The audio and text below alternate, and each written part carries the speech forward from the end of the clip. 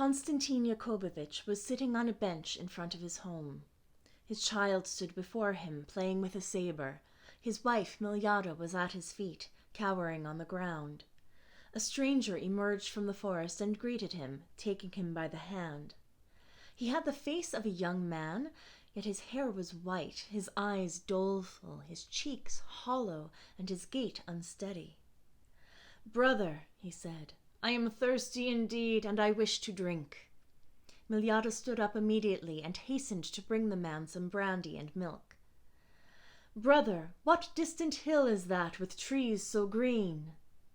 "Have you never been in these parts, then," asked Konstantin Jakobović, "that you recognize not the cemetery of our people?" "Ah," said the stranger, "it is there that I should like to have my resting place, for I feel that I am dying little by little." He then took off his wide red belt, revealing a bleeding gash in his chest. "Yesterday I was shot by a heathen dog, and his bullet has torn through me. I can neither live nor die." Hearing this, Miljada supported the man's body, and Konstantin Jakobović probed his wound. "Wretched, wretched was my life, so too shall be my death. But I wish to be buried atop that hillock, bathed in the light of the sun, for once I was a great warrior before my hand came to find a saber too heavy to bear."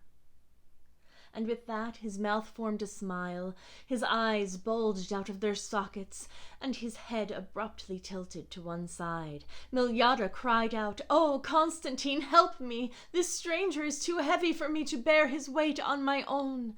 And Konstantin realized that the man was dead.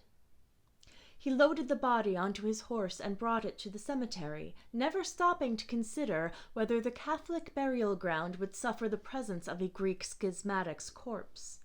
They dug a grave for him in a sunny spot and buried him with his saber and dagger, as befits a warrior.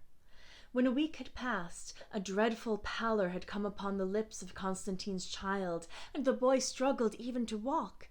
He lay lethargically on a mat, he who was so given to running about. But Providence brought to Konstantin's door a holy hermit, his neighbor. "Your child has fallen victim to a most peculiar malady," he said. "Witness that red mark on his lily-white neck, the mark of a vampire's tooth." With that, the hermit put his books into a bag and made his way to the cemetery, where, at his request, the stranger's grave was opened. The man's body was fresh as a daisy, his complexion pink as a rose. His beard had grown, and his nails were as long as an eagle's talons. Blood flowed from his mouth and flooded the grave. Konstantin picked up a stake to drive into the body, but the corpse let out a scream and fled into the woods. Not even a horse spurred so violently as to bleed from its flanks could have run as fast as that monster did. So forceful was he that saplings bent under his weight, and great boughs snapped as though they had frozen.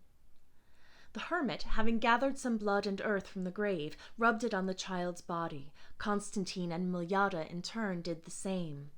That night, they said, this was the hour at which the wicked stranger died, and just as they thus spoke, their dog wailed and hid between its master's legs.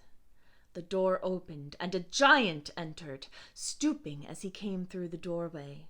He sat down with his legs crossed, yet his head reached the beams of the house. Smiling, he stared at Konstantin, who, unable to look away, was entranced by the vampire. But then the hermit opened his book. He tossed a sprig of rosemary onto the fire and blew the smoke toward the creature. Then he cast him out in the name of Jesus. Soon the vampire trembled and dashed away through the door like a wolf pursued by hunters. The next day, at the very same hour, the dog wailed, the door opened, and a man came in and sat down. He had the stature of a soldier, and once more he set his gaze upon Konstantin in order to enchant him. But the hermit cast him out, and he fled.